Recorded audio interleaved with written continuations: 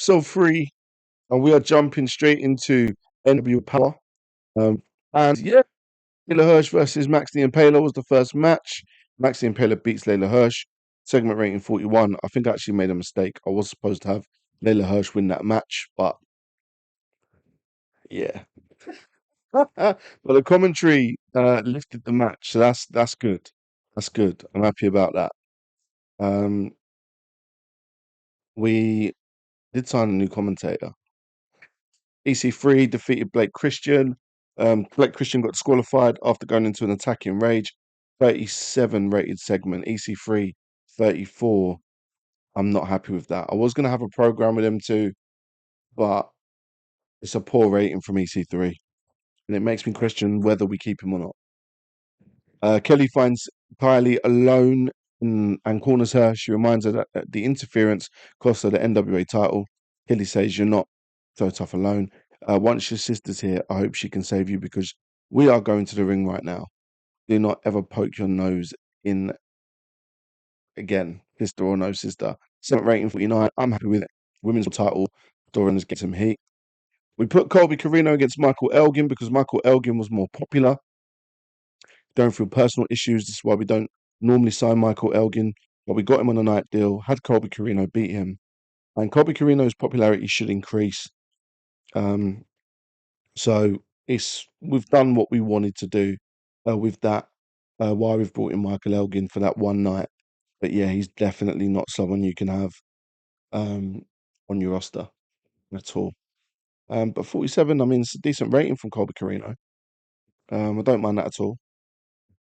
So, but yeah, hopefully, not hopefully. I think we'll just keep pushing Colby Carino in matches and getting him to, beat people so we can up his popularity.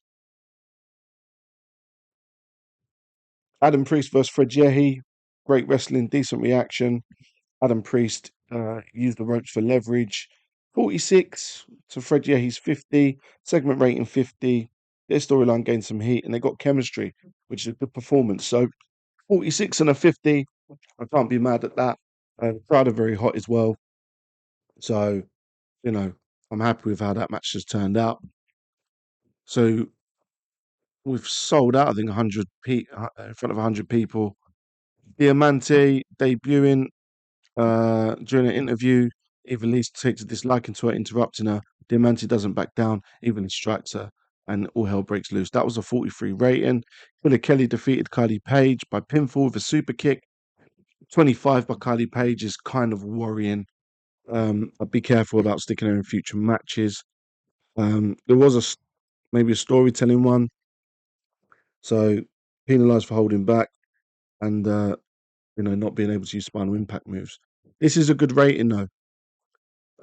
Double count out, 55 rated, ACH 51, but Metalik 61, and the match deserved better color commentary. So I guess they weren't happy with Kozlov.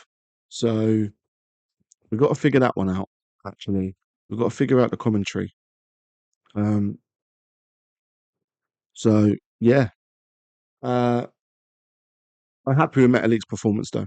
I think that's a really good performance from him, and it shows that he's going to be a reliable worker. I think we will eventually have to put a title on him so he can wrestle every week, that TV title. If he's putting in good in-ring performances like this. I'm going to put it on initially, but he turned up super late for the pay-per-view. Brother Greatness cuts a promo about Kerry Morton being screwed out of his spot for the title. He says Kerry should be looked at as a winner. These guys just can't show up and stop the opportunities of those who have carried the NWA on their backs. Breeze arrives, makes it clear that Kerry may have carried the NWA on his back, but he'd never stab him in the back like he did. Breeze says, if the title was yours, prove it. So we've started the segment there. Ace Austin defeated Tom Latimer, car crash style. Ace Austin makes a defense number 1, the NWA World Heavyweight title. Tom Latimer with a 32. I'm not happy with that at all. Segment rating 49. I think that's fine. But that's because Ace Austin's performance 53. Commentary quality lifted the match. But Tom Latimer 32. That's a big issue. What did he get penalised for? Was he just bad in the ring? A lot of bonuses. Physical condition, Tom Latimer. stamina, and not being able to use spinal impact moves. Okay, he's not very good being a face. Okay, but it's still in ring 32 is just terrible. Ace Austin celebrates winning a match until he is attacked by debuting Jonathan Gresham. Gresham hits Ace with multiple moves and puts him in a submission hold until he's unconscious. Gresham rips his t-shirts to reveal NWA shirt underneath. He then lifts the NWA title above his head. 61 rated segment, and Octopus Gimmick got initial rating of adequate. But Jonathan Gresham's debuted, and that's going to be the first big feud. It's Jonathan Gresham versus Ace Austin. Tom Latimer is, we've given him the rematch, and he didn't perform either time. But I think Jonathan Gresham versus Ace Austin, that's good stuff. That's good stuff. I think this is going to be a good story, and I think when they have a match, I think that's going to be you know a really high rating. It's poor color commentary again, so Kozlov is just a bit of an issue. Um, but yeah, we need to figure that one out because we're getting penalised for it. So, although he's got a good color commentary rating, but yeah, segment 61, I'm fine with that. 55 overall, increased popularity in 18 regions. I think we sold out the Bow and Eagles Club, and yeah, I'm happy with that. I'm happy with that. Financials, 4,208 lost. No issue with that. Um, and yeah, I think that's a successful NWA Power so far. If I'm being honest, little money spent, little money lost. Decent money came in, and it was a decent show. But I think we can do. I think just got to weed out, in regards to the segments, who needs to be there and who doesn't. Increased in popularity, 30 in the southeast. We're on the road to trying to get to medium popularity. No, not medium popularity, small popularity. Um, but yeah, that was NWA Power. In the 30s, and since he's lost to Colby Carino, that's dropped down 29 to 26 in the US. And Colby Carino's probably should have jumped higher than. Um, let's have a look. Yeah, 33 Mid Atlantic, Southeast 31. So Colby Carino's jumped in popularity. So what we wanted to do regarding, getting him uh, more popular and putting him in front of the audience, and obviously worked. And if we just look at a little bit of the news, what's going on? Berea joins WC Pro. Handshake deal. So she's a free agent then. 1,500 a show. So, very popular. She'd probably be the most popular person on the roster. So that's definitely someone I look at. Could we get it down to?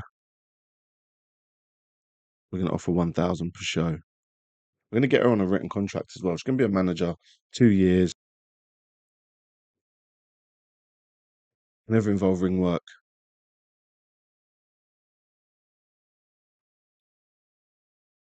I think I offered her 1,500, which I didn't really want to do, but it's okay. Michael Oku. That's someone who could, what we're looking for is wrestlers who are good in the ring. 180 a show is good. I mean, the travel expenses, yeah, but 180, if we could try and bump it down a little bit, see if he'll take 120.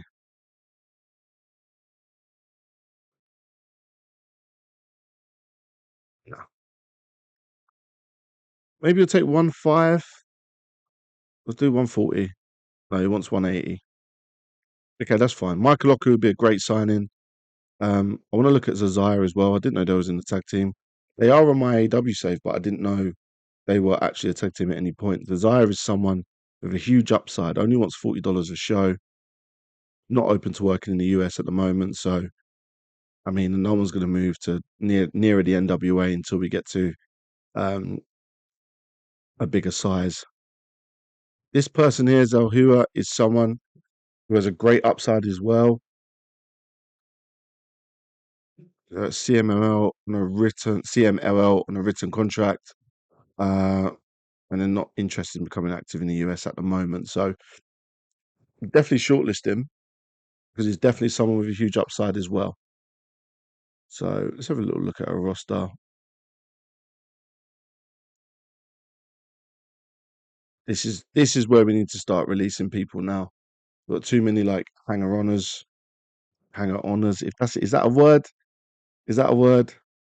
For those that watch like association football, bell hangers, or I don't know if it's people on the bandwagon, they're just about, but these people are not. They really don't need to be involved at all. Uh, this guy's on 190 a show. Like, why release him? Get rid of him. We don't need him at all. Big Mama, she's got to go as well. I don't think she only used her in the very first show. She doesn't need to be there. Carson Drake. I've heard that name. Yeah, bro. I'd release him as well. So we're on a little bit of a releasing spree. We're clearing house. We're getting rid of the dead wood. Um, some people like EC3 are kind of teetering towards that. Don't know what that is. Um, why? We just can't. We just can't. This guy as well. He was a guy that was on like 3,000 a month or something like that before we got him on a written deal. Uh, People won't be happy. So at the moment, okay, let's just see. Because if the people will make unhappy, like we want to keep them, that will cause a little bit of friction. Don't really want to do that. These guys are terrible. Couple of writers we've just signed.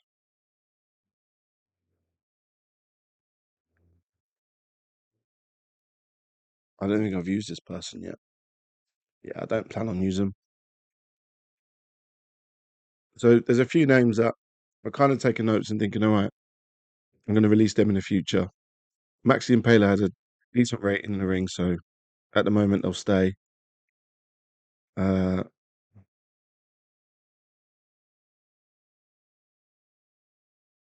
hmm, Kenny, we can get a lot better than that. So exclusive handshake, $20 a show, doesn't need to be involved. Wrecking Ball Ligursky. Menace 73, so he could probably be used someone's enforcer, potentially. 6'6". But I can never really have him wrestle because he's just got such poor stats. Like primary mental is awful.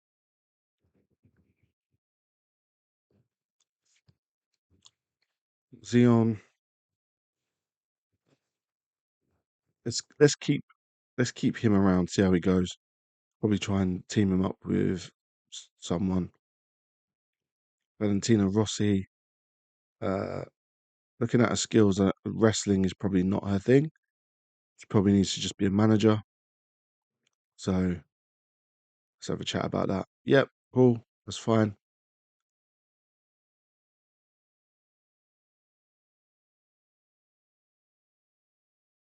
The protege of Breeze. Maybe she can manage Breeze. But he's a face. She's a heel. So I'm not really sure about that. Yeah, she's a heel. Well, I guess we'll just figure out who she can manage to get her on the show. Decent managerial stats for where we are at the moment. Who could I put her with?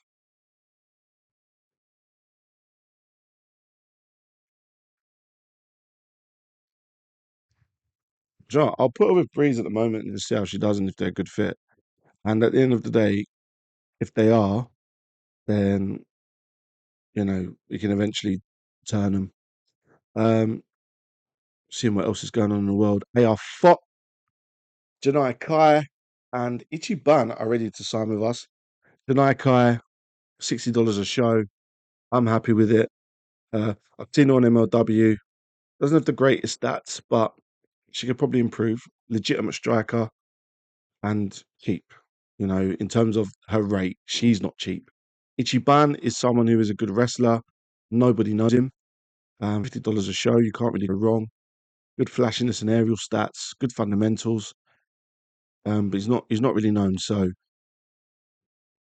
it's good to bring him in. And AR Fox, if you don't know about AR Fox, you should know about AR Fox. Go and check out his matches. He is like your wrestler's favorite wrestler.